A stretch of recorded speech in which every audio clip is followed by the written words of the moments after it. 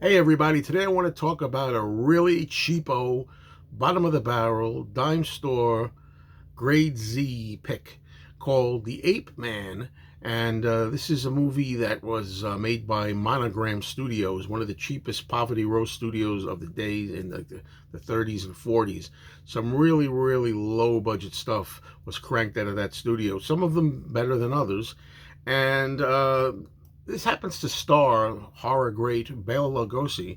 Bela in the worst part of his career, when he was really like low and down and out and trying to make money and survive and feed himself.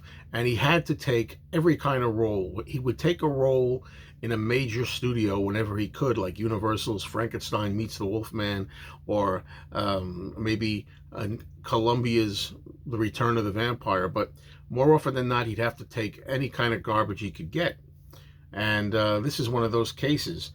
Now, this movie, The Ape Man, the one I'm going to be talking about today, comes from this Blu-ray by Retro Media. It's a double feature on here. It has The Ape Man, as you can see, and it has Karloff in Doomed to Die, which is a mystery, Mr. Wong mystery. Okay, but this film, The Ape Man, let's talk about it, was directed by William One Shot Bodine. William Bodine is one of the most, as far as I can tell, lazy, uncaring directors that there were. He is famous for just doing one take, that's it, get it done, and that's it. And some of his movies, like I said, wind up better than others and some not. The thing about The Ape Man is that it's one of those Monogram 9 films. They call them the Monogram 9. Lugosi made 9 films of this caliber down the lower levels. Some of them are better than others. This one is kind of middle tier. I would put The Ape Man in the middle of his 9 films, maybe somewhere. It's still entertaining as a horror movie, and entertaining for Lugosi alone, because Lugosi, no matter what you say about him, one thing about him, no matter how bad the production may be, or how stupid the concept and story and script may be, Lugosi, as a professional actor, always gave it 150%. He always acted the best he could in these movies and treated them seriously. I like to treat movies like this seriously, no matter how ridiculous they are. I still take horror movies seriously. There are some attempts at humor in here, which I'll get into at the end, but most of the time, this is a movie that's kind of funny for all the wrong reasons. It doesn't take itself too seriously, though, and I'll get to that, as I say, at the end. Well, the story is that Lugosi plays a doctor, Dr. Brewster, who is really excited about doing experiments with apes. And he has an assistant, an older doctor, Dr. Randall, who's played by Henry Hall. And the sad thing is, according to Hall, when he tells the story, Dr. Brewster, Lugosi, decided to use himself as a guinea pig in this experiment himself, instead of using somebody else or an animal or something. And as a result, he turned himself half ape, half man. He walks around, Lugosi, like this, hunched up, walking around like an ape, and that in itself is a laugh riot. I would love to be on the stage and see how people could keep straight faces with Lugosi, very seriously, the consummate professional actor walking around like an ape and and he's devastated, Lugosi's character, because he can't counteract the effects.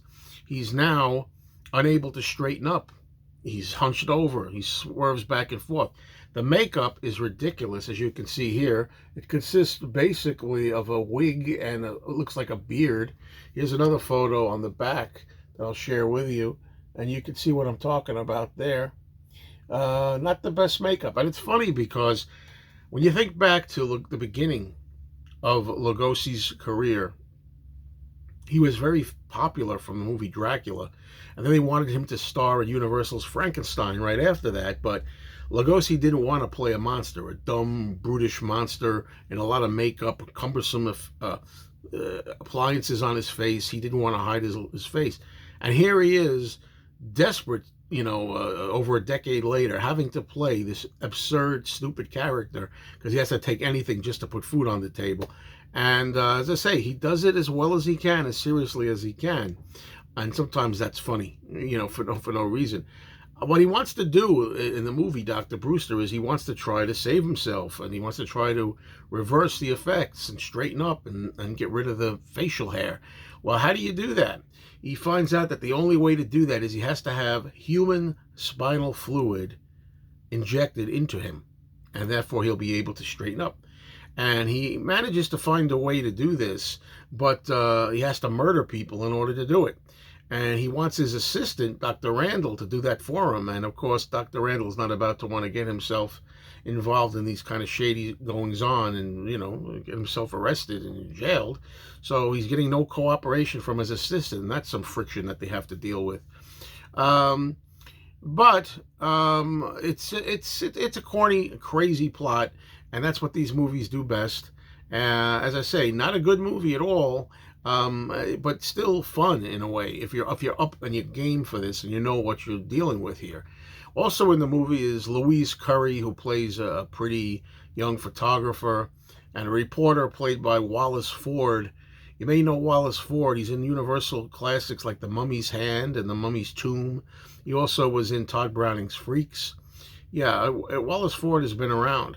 Now, this movie, as I say, I do have fun with it, but I like to take these movies kind of seriously, no matter how outrageous they are. Now, there's a character in this movie. The only thing I don't really enjoy about this movie at all is this one character played by Ralph Littlefield, who, I think his name is Zippo.